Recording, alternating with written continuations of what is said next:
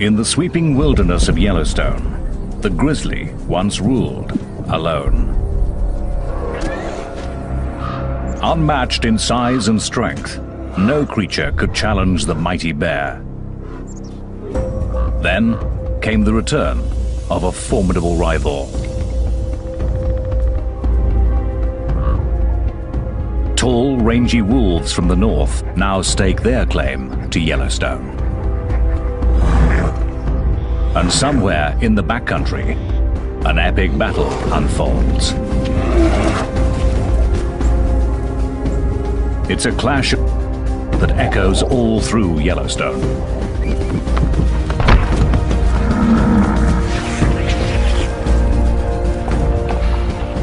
In the cauldron of this wilderness, most to lose. Will wolves be the new masters of Yellowstone? Or can the grizzly keep its kingdom and emerge the victor?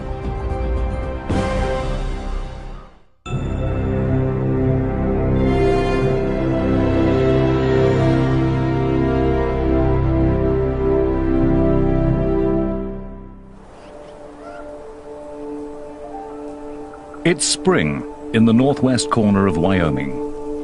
The year is about to begin for the grizzlies of Yellowstone.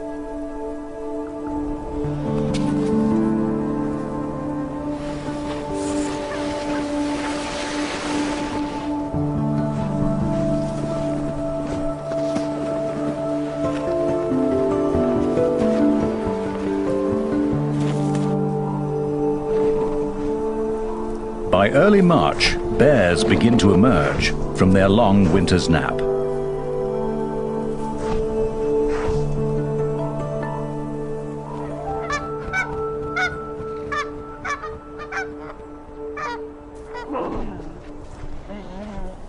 They may not have eaten a thing, and with snow still deep, a female and 3 cubs search for a winter kill.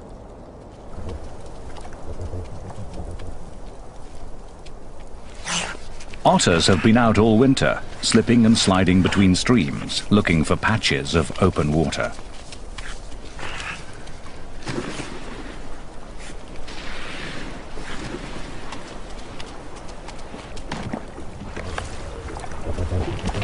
They're kept under close watch by a coyote. He's on a constant search for food. This is a world of predators, scavengers, and opportunists.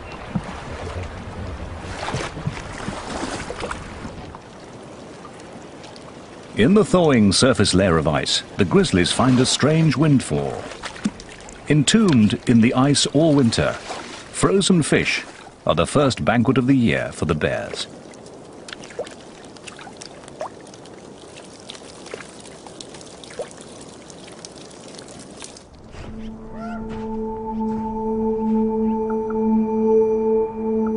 While the bears search for another easy meal, the wolves of the Hayden pack gather to feast on the rewards of their own hard work.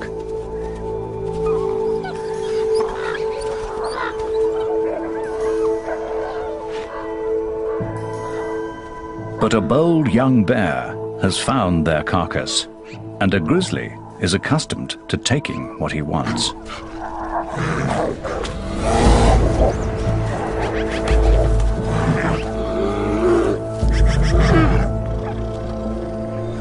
The Hayden wolves size up the situation.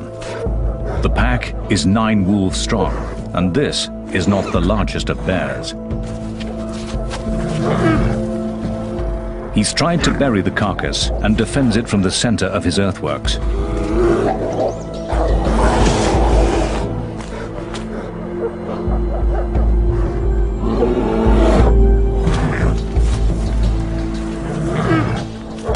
It's his strength against their speed. But the wolves seem to think they can take him.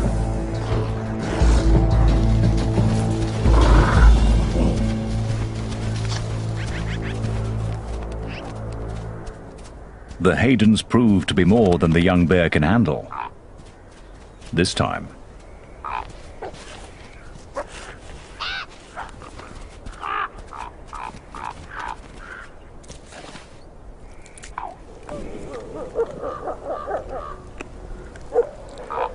Bears or wolves, it makes no difference to the ravens. They always make their point, but manage to stay above the competition.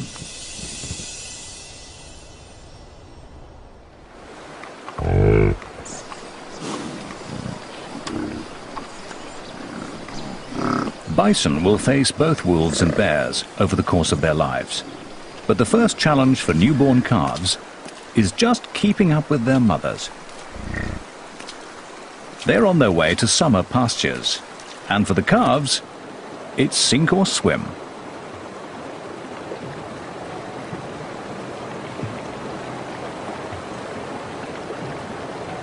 Instinctively, the calves seek shelter next to their mothers.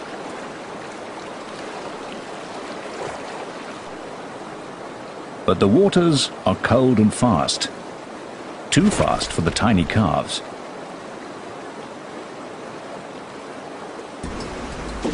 One has been swept into a logjam and is in real trouble.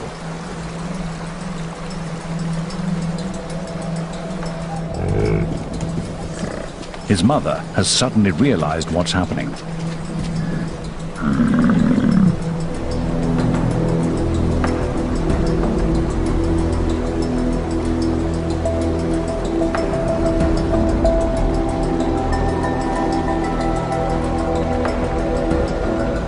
The calf breaks free, but is not out of danger.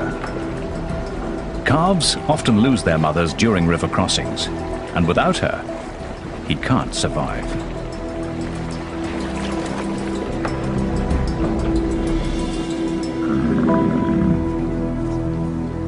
This calf is a lucky one. He's safe, though utterly exhausted.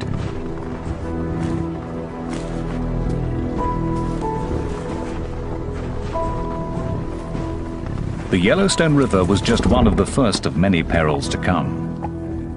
A grizzly is following behind them, and for the bear, it's hunting season.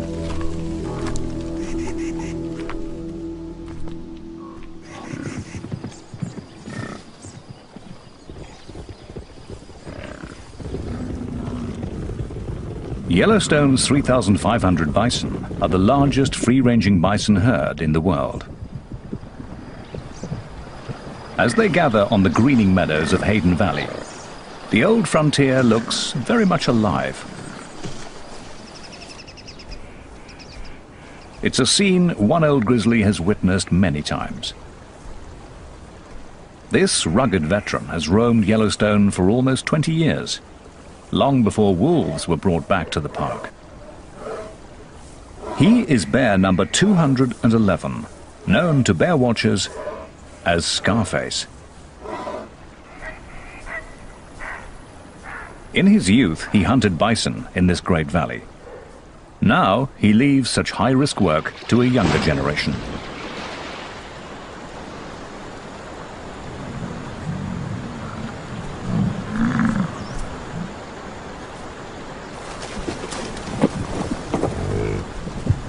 The bear has no advantage of surprise, yet he suddenly swings into action.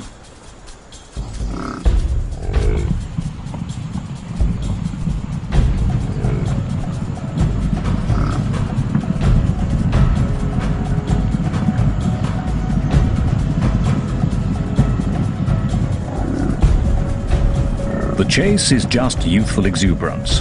There's not much hope of success.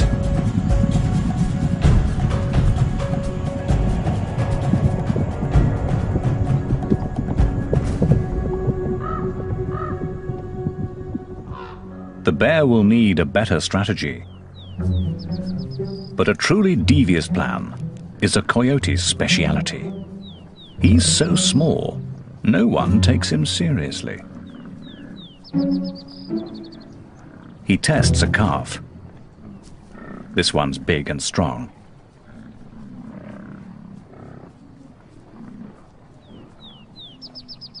Then he finds a smaller one.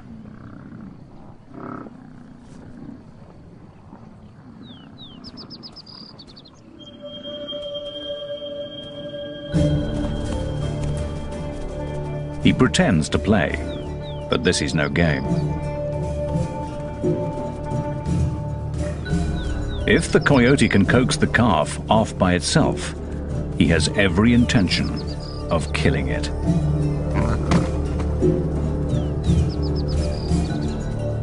Just one bite could cripple the calf.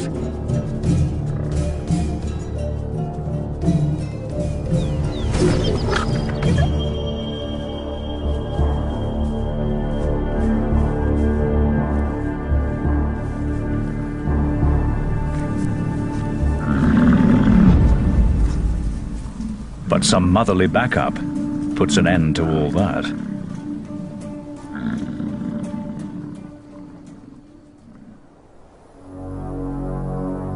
Another grizzly is on the calving grounds, and this one has perfected his craft.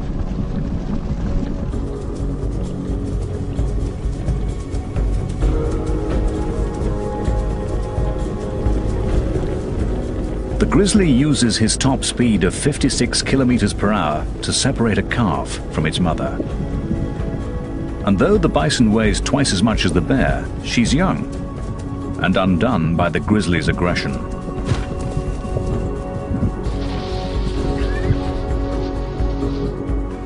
She hesitates, and her calf is lost.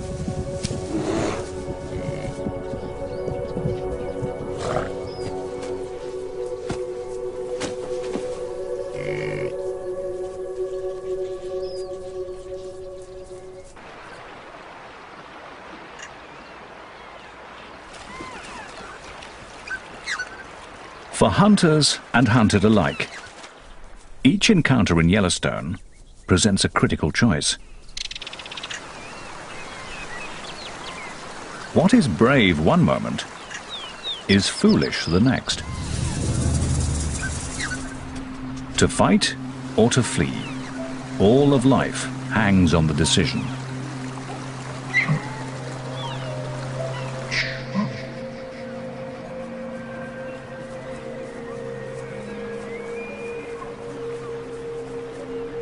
With two wolves out on the prowl, a mother elk weighs her options carefully.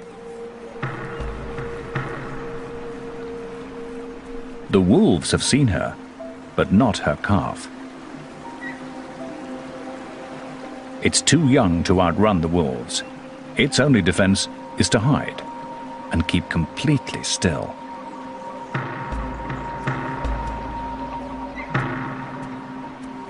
Its mother heads straight for the wolves.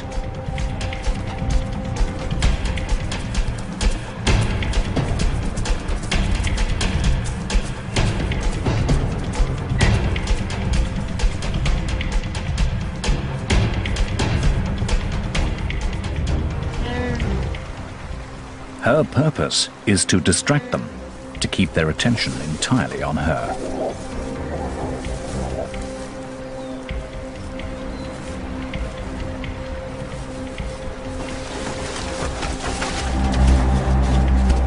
Again and again she charges, then invites them to chase her, using the river as a safe retreat.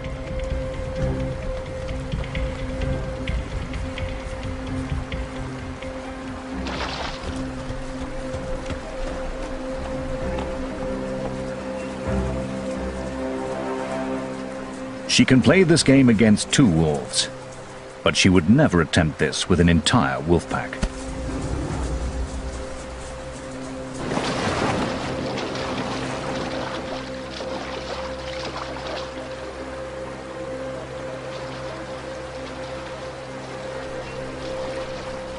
Frustrated, the wolves give up.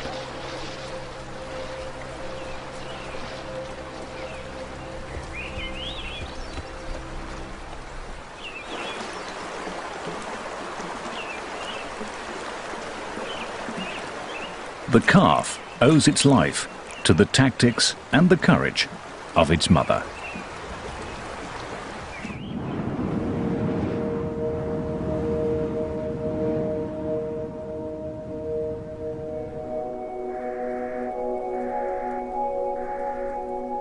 Motherhood, even for a grizzly bear, is a test of character. It's June, and a spring snow squall has kicked up. But the bear and her cub are confronting more than just the weather.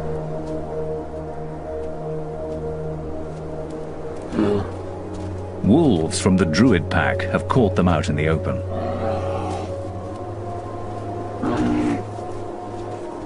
In the tug of war between grizzlies and wolves, the wolves attack where they can. They are after the cub.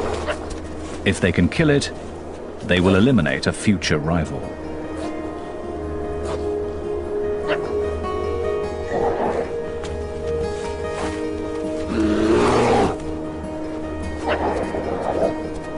She's not a big bear, but she stands her ground. The wolves won't risk an injury.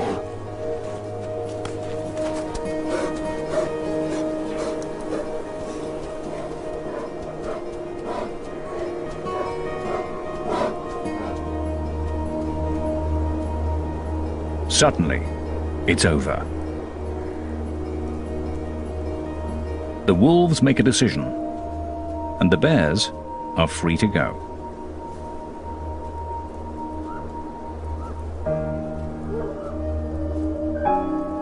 As the two dominant predators in Yellowstone, grizzlies and wolves make life hard for each other. The cub is vulnerable to the wolves now. If he survives to become a really big bear, the tables will turn.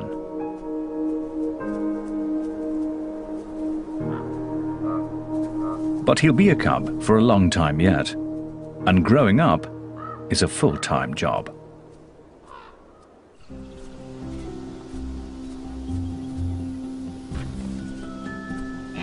Things are even more interesting with a brother or sister.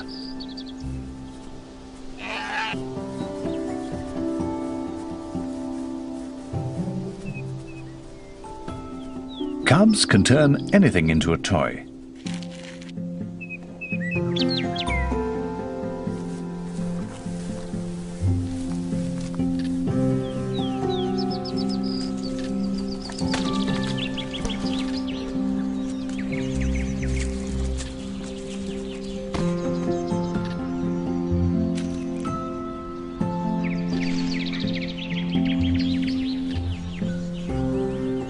Every game lets them discover what they can do, and their mother is always there to supervise.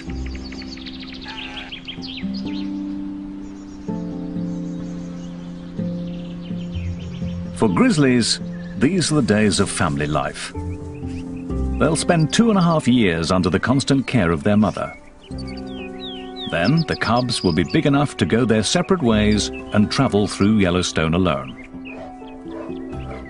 Until then, she is everything they need.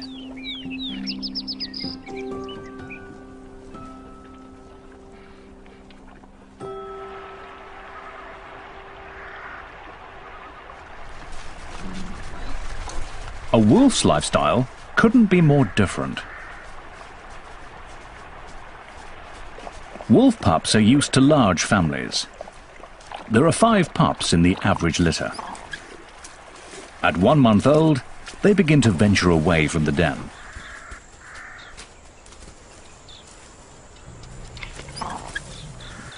Their mother is the alpha female, the white wolf with the research collar.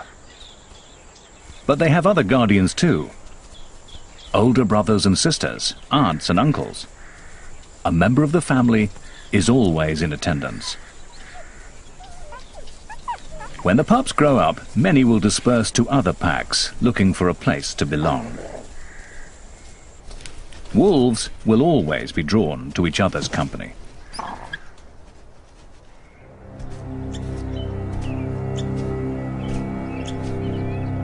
A grizzly ambles along a trail on his solitary way above the den. It's old Scarface. He probably means the pups no harm, but he's come far too close for the wolves' comfort. The adults treat him as a serious threat.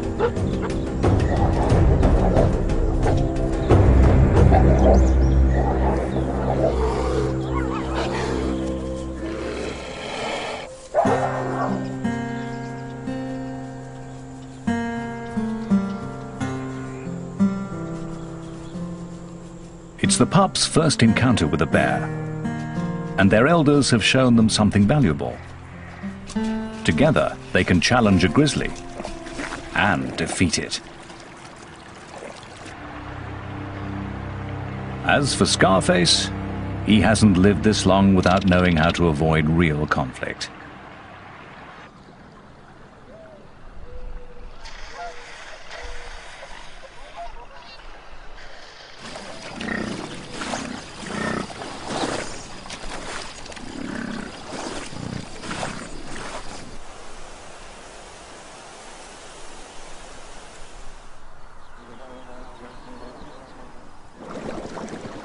By the end of June, the high country is bright with color.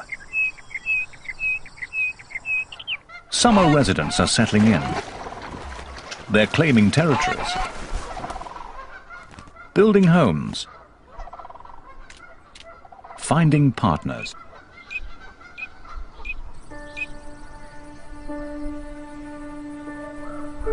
Even grizzlies get caught up in the social scene. It's the mating season. A courting couple could be mistaken for youngsters playing. But for grizzlies, this is romance.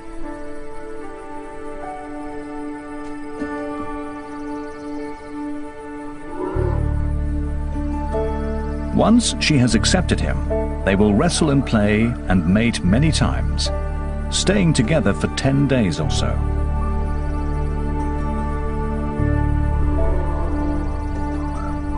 But their devotion will be fleeting. Enduring bonds are not in their nature. Yet, while it lasts, they share a moment of tenderness grizzlies seldom display.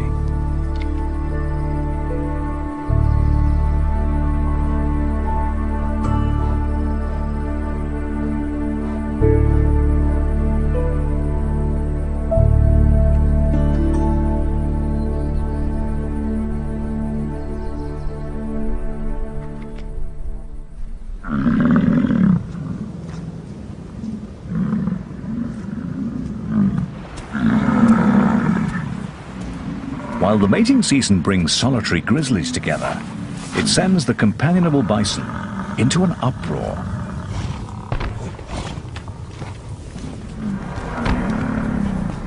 Bulls are built for the battles of the rut. They wield their massive heads as both weapon and defense.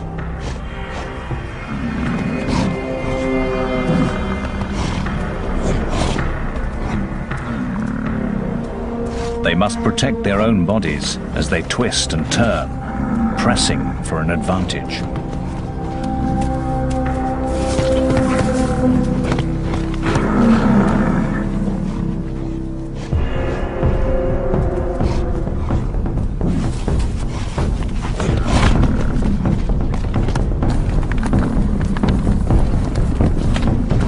They are one-ton warriors, and each breeding season, more than a few are fatally wounded.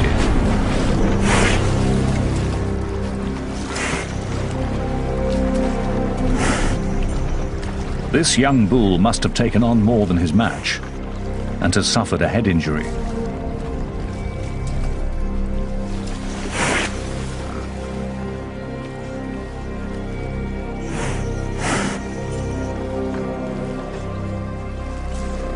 Round and round he turns, unable to find his way forward.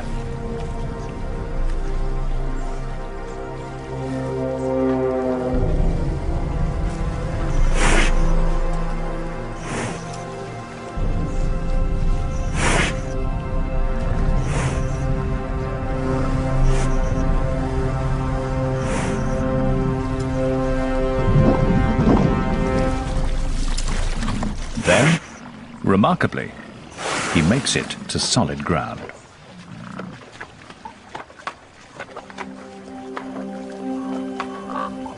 Bison are as tough as they come. Days later, the injured bull staggers on, alone, but still alive.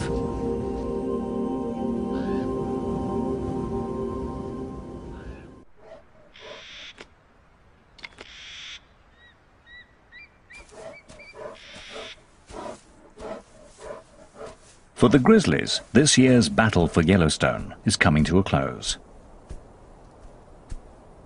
It's beginning to snow. One by one, the bears retreat to their dens. Winter settles in.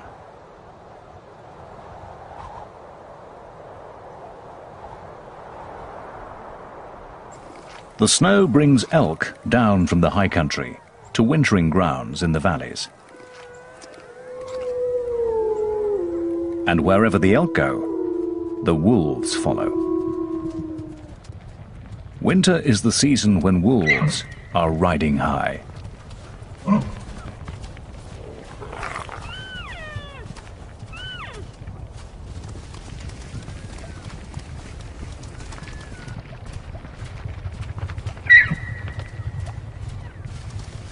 Severe conditions always work in their favor, wearing down their prey. The deeper the snow, the better the hunting.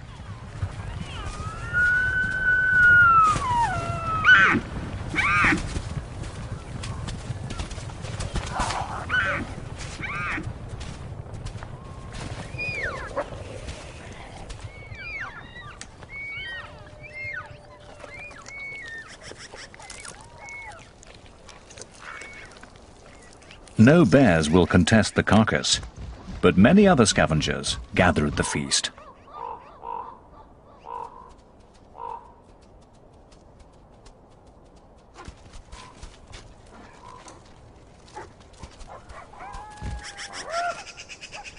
Eagles, ravens, magpies and coyotes are uninvited guests at every kill.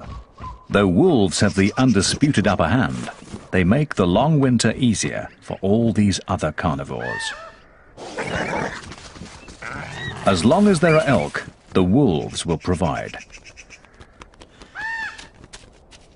But all these hungry scavengers steal so much meat that they may be one reason why the wolves form packs, to protect their own share of the kill.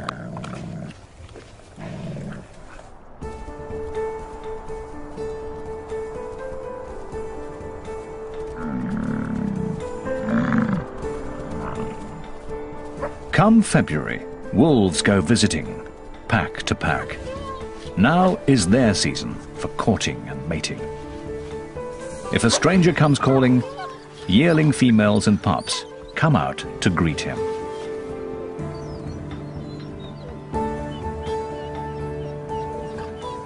He'll please them all if he can, but what he's really after is a willing partner and a private rendezvous. Yet even the most intimate moment often requires the pack's approval.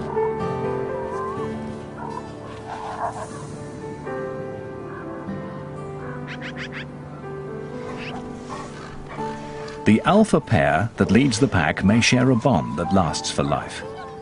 But all this togetherness comes down to just one thing. Wolves need each other.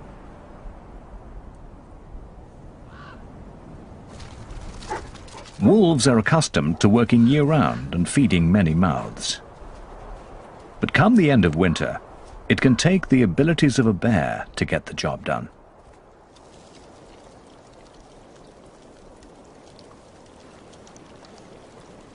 As the ice begins to thaw, a frozen pond becomes treacherous. Solid one moment, soft the next. A wolf has discovered its most recent victim.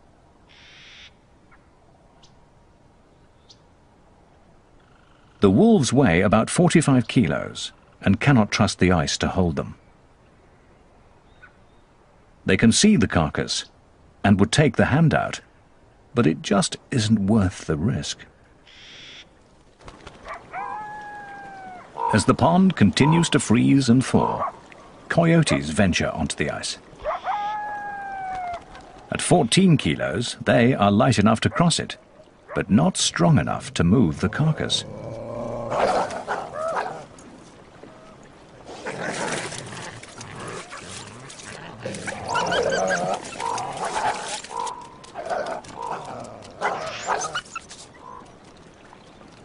If the ice melts much more, they won't be able to reach the carcass at all.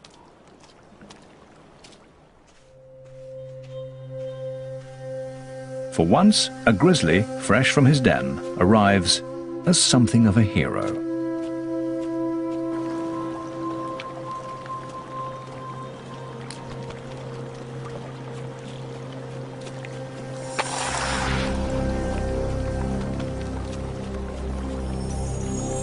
He's certain to fall through.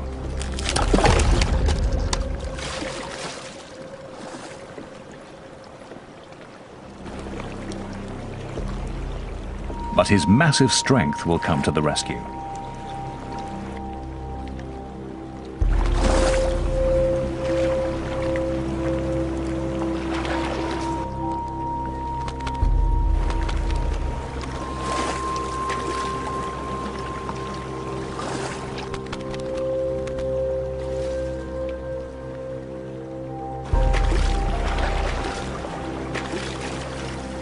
It's only when his coat is soaking wet that you can see how thin he is and why this carcass is worth so much effort.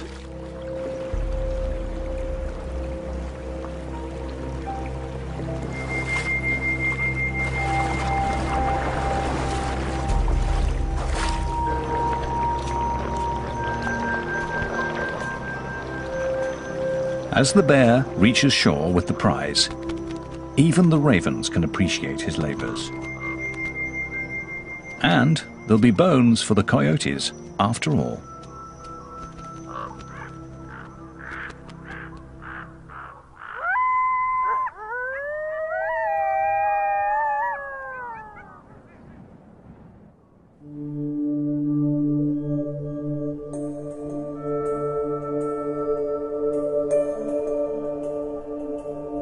Dawn sends an eerie smoke through the remains of a forest fire. It's moisture vaporizing from the blackened trunks as they warm up in the sun.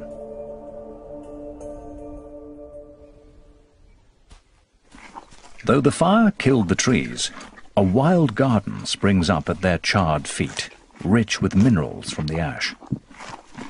Grizzlies seek out this fresh, nutritious salad.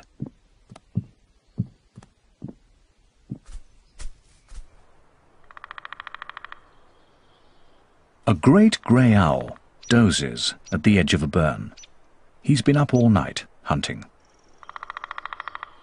But a robin has a nest nearby.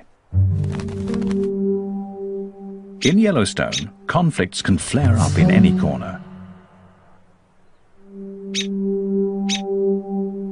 Until the owl leaves, there'll be no rest for either of them.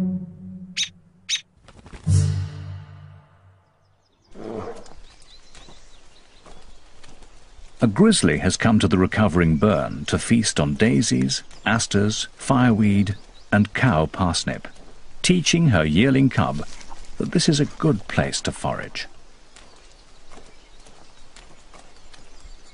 A cub has to learn a great variety of plants and where to find them at what time of year. And while one cub studies this lesson, another follows its mother onto the calving grounds of the elk.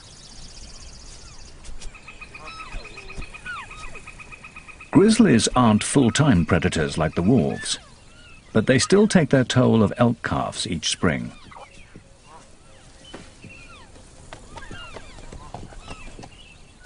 The bear moves through the grass with a purpose. She relies on her nose, testing the air and searching the ground for the scent of elk. It's all her tiny cub can do to keep up.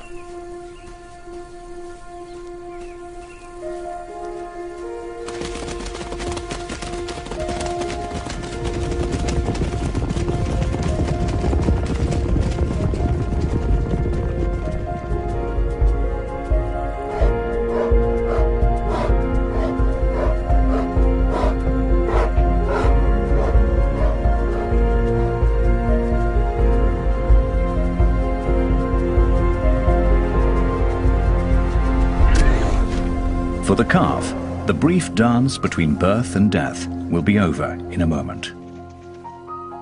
For the cub, it's a first step in honing a skill that will help him succeed in Yellowstone.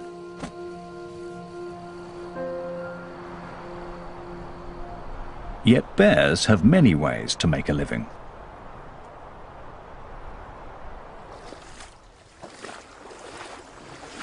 Wolves must hunt to survive.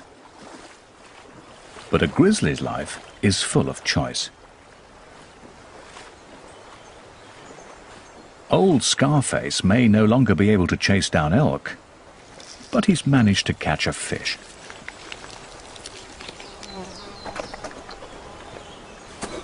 And as he wanders his range, there will be mushrooms and dandelions, ants and earthworms, biscuit root and berries to harvest.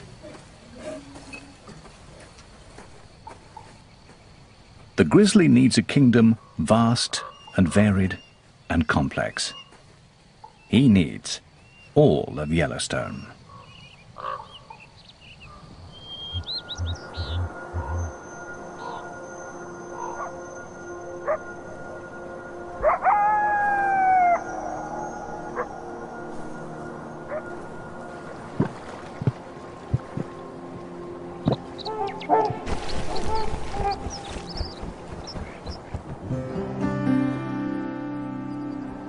In this cauldron of competition and conflict, a grizzly sometimes gets to relax.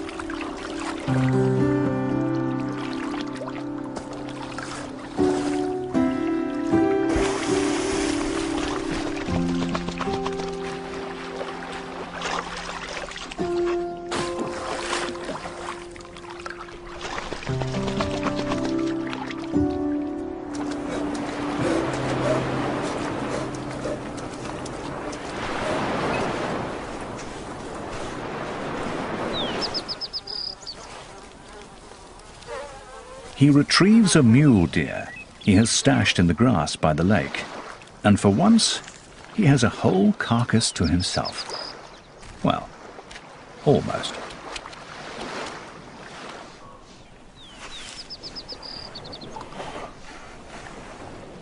He takes his time over a delicate morsel. It's not often he gets to enjoy the little things in life.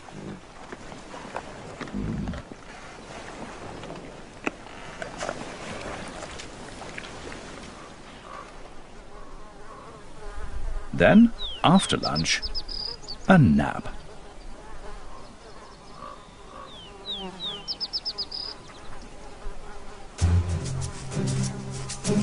That is, until biting flies discover the grass-covered carrion he's using for a pillow.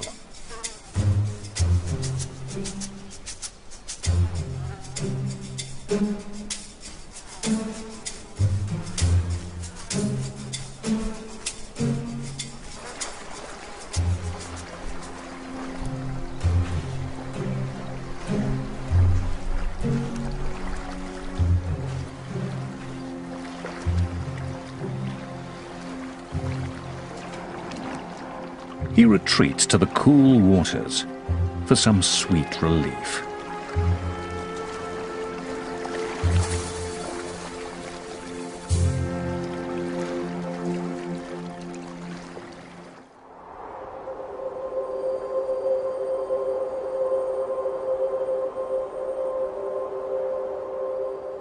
By the end of summer, all activity is focused on the coming winter. Grizzlies head up high for the most important harvest of the year.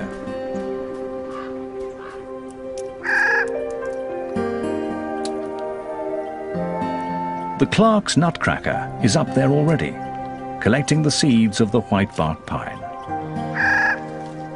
Squirrels are also gathering their winter seed store.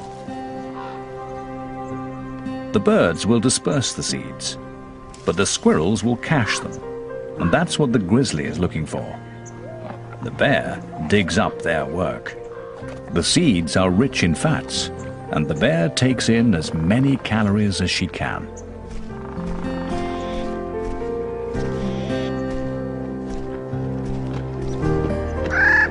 These seeds are crucial to grizzlies, but the cones don't fall to the ground. Grizzlies often rely on someone else to climb up and harvest them, black bears can make it almost to the top.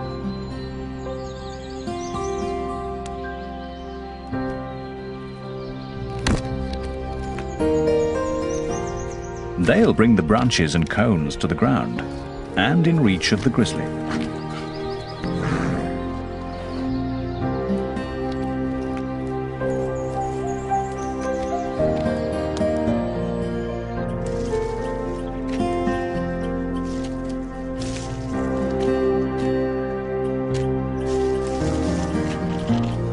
The mighty bear may be dominant among these many creatures, but she's also dependent on all their efforts.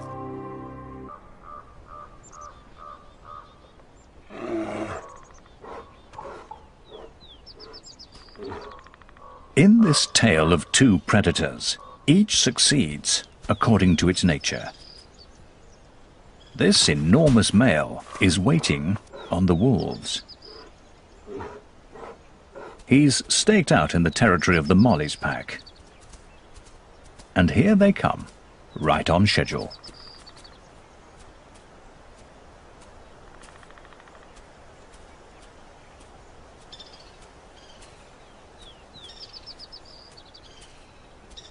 Instead of starting some kind of fight, the grizzly tags along with the pack.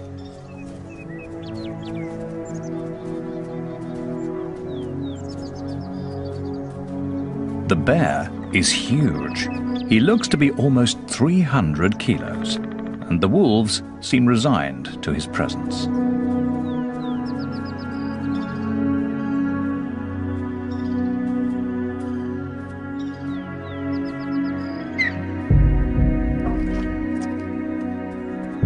The wolves attend to their task. They're here to hunt.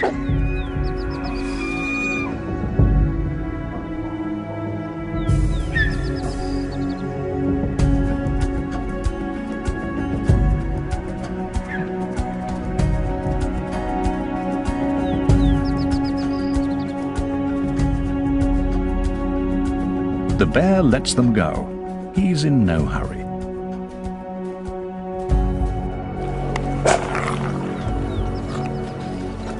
But as soon as the wolves have accomplished a kill, he's suddenly quick on the scene.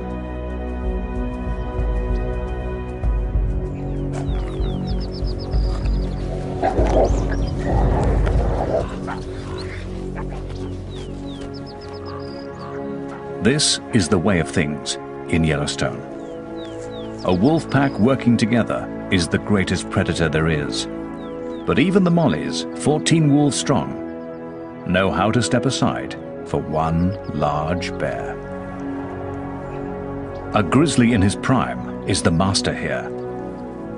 He makes the most of the skills of others and takes from them all in turn. The wolves must simply bide their time and wait for him to leave.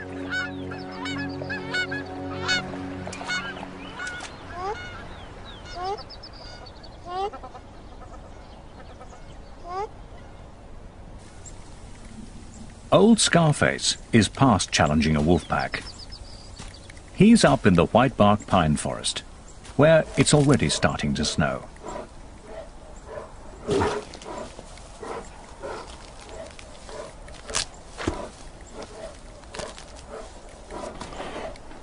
Winter is closing in. The pine seeds are all but gone. Soon there'll be nothing left to eat. Slowly, limping now with age and effort, he makes the climb up the snowy slope.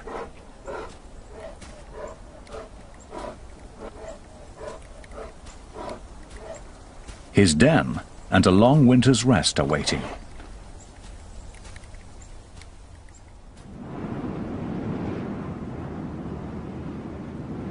By the end of November, the grizzlies of Yellowstone have gone to bed. Once again, Yellowstone is wolf country. At least, that's how the story is supposed to end. But here, on Christmas Day, 4 weeks late for hibernation, a grizzly sits on a wolf kill.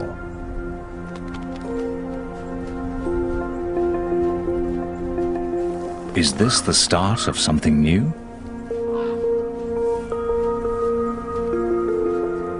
A grizzly out in winter, breaking all the rules? The coyote grabs a bite and runs. This is not good news to him.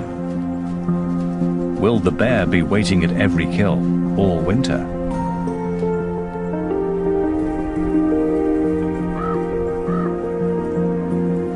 The bear is wide awake and appears to enjoy being out past his bedtime. After all, it is Christmas, and he's discovered a satisfying secret. Although it's winter, he may not have to hide from hunger. Wolves are doing the hunting for him.